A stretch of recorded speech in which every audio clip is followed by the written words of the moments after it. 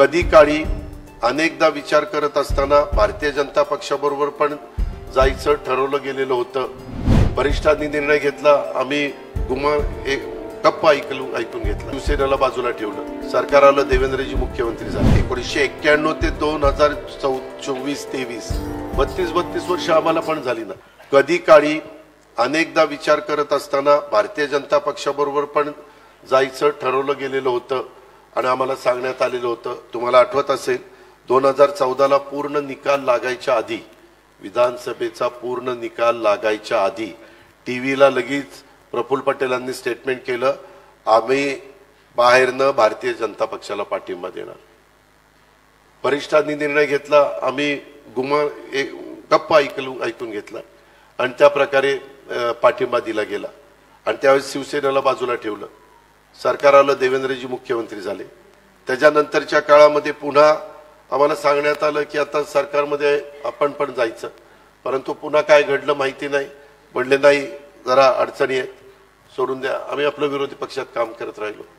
ह्या ज्या गोष्टी आता आम्ही पण 1991 ते 2024-23 32 वर्ष आम्हाला पण झाली ना। शेवटी उद्याच्याला विचार करत असताना पुढच्या कार्यकर्त्यांचं काय, पुढच्या पिढीचं काय, उद्याच्याला काय भवितव्य आहे, काम करत असताना आज देशामध्ये कोण नेतृत्व म्हणून आपल्याला दिसतंय, एक मजबूत नेता, जागतिक दर्जाचा नेता म्हणून कोण दिसतंय, कुणाला विजन आहे। आज आपला भारत देश तुम्ही पहिल्यापासून बघा, कुणीतरी एक मजबूत नेता असेल तर देश पुढे चाललेला आहे। पंडित जवाहरलाल नेहरूजींच्या काळात तेच घडलं। महात्मा गांधींनी अहिंसेचा मार्ग सांगितला, त्यावेळेस खूप दिवस गांधी नेहरूंची विचारधारा ह्याचा एक पगडा संपूर्ण त्या काळातल्या लोकांच्यावर होता। ती पिढी आता बऱ्याच अंशी आपल्याला दिसत नाही। नंतरच्या काळात इंदिराजींचा पगडा होता।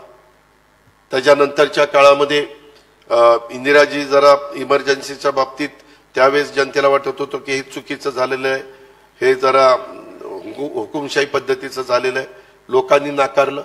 त्याच्यानंतर पुन्हा काही बदल झाले, पुन्हा इंदिराजी आल्या, परंतु नंतर त्यांच्या कशा पद्धतीनं सुरक्षिततेनं त्यांना म्हणजे त्यांच्यावर गोळ्या घातल्या हे आपण सगळ्यांनी बघितल्या। तो जबरदस्त धक्का आपल्याला होता। त्याच्यानंतरच्या काळात राजीवजी आले, राजीवजींचा काळ आपण सगळ्यांनी बघितला। याचा अर्थ ह्या देशामध्ये एक कोणतरी मजबूत नेता असल्याशिवाय देशाचा कारभार नीट चालत नाही, असं माझं स्पष्ट मत झालं आहे माझं।